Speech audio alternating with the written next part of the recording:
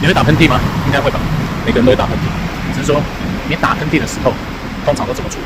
千万不要把这个鼻子捏住，把嘴巴闭起来，因为有可能你这个颅内的压力瞬间压力会比一般平常压力多了20倍。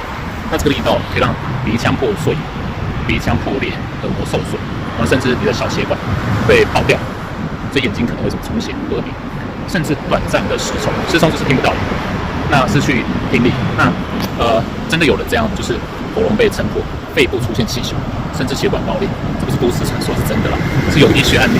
所以打喷嚏，我觉得就是找一个安静的地方喷了，它遮住口鼻，然后不要让它散播在空气当中。所以今天也没讲什么，就是打喷嚏，不要把它捏住，就这样。如果今天有收获的朋友，再帮我按赞、订阅、加分享，让更多人可以不要颅内受损。拜拜。